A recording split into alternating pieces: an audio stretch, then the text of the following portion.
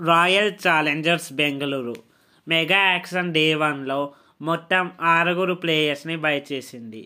ఇక RCB squad విషయం చూస్తే Virat Kohli, Rajat Patidar, Yash Dayal, Liam Livingstone, Phil Salt, Jitesh Sharma, Josh Hazlewood, Rasikh Dar, Suyash Sharma లాంటి ప్లేయర్స్ ఉన్నారు. ఇక ఆర్సీబీ మేనేజ్మెంట్ డే 1 స్టార్టింగ్లో అయితే చాలా స్లోగా బిడ్ చేయడం స్టార్ట్ చేశారు. ఐపీఎల్ యాక్షన్లో సెకండ్ హైయెస్ట్ ప్రైస్డ్ బైలోకి దిగిన ఆర్సీబీ ఫస్ట్ 4 సెట్లలో నుండి బై చేసింది కేవలం ఒక్క ప్లేయర్నే, అది కూడా ఫిల్ సాల్ట్ని.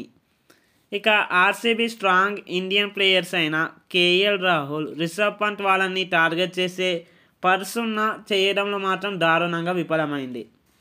కేఎల్ రాహుల్ కోసం 10 crore వరకు బిడ్ చేసిన ఆర్సీబీ గివప్ ఇచ్చేసింది. సో ఇలా గివప్ ఇవ్వడం అయితే చాలా డిసప్పాయింట్ చేసింది.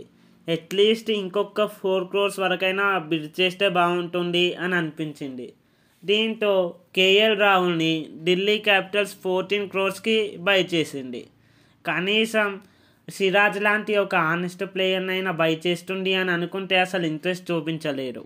దీంతో మొహమ్మద్ సిరాజ్ని 12.25 crores గుజరాత్ టైటన్స్ దక్కించుకుంది. ఐపీఎల్లో కోహ్లీ సిరాజ్ ఫ్రెండ్షిప్ చూడడానికి చాలా బాగుంటుంది. బట్ ఈసారి వీరిద్దరిని ఆపోనెంట్స్గా చూడాలి. సో ఎలా ఉంటుందో చూడాలి మరి. So day 1 mega action complete అయ్యేసరికి ఆర్సీబీ దగ్గర ఉన్న రిమైనింగ్ పర్స్ వాల్యూ 30.65 crores. అలానే ఉన్న ప్లేయర్స్ 9 మంది. అందులో 3 ఇండియన్ ప్లేయర్స్ అయితే 6 ఓవర్సీస్ ప్లేయర్స్. సో నేనైతే ఆర్సీబీ డే 2 మెగా యాక్షన్లో మోస్ట్లీ భువనేశ్వర్ కుమార్, వాషింగ్టన్ సుందర్, నితీష్ రాణా లాంటి ప్లేయర్స్ని టార్గెట్ చేస్తుందనుకుంటున్నా. మరి ఆర్సీబీ డే 2లో ఎవరైనా బై చేస్తే బాగుంటుంది కామెంట్లో చెప్పండి. అలానే ఇలాంటి మరిన్ని మంచి వీడియోస్ కోసం మన ఛానల్ని సబ్స్క్రైబ్ చేయండి. Thanks for watching. జై హింద్.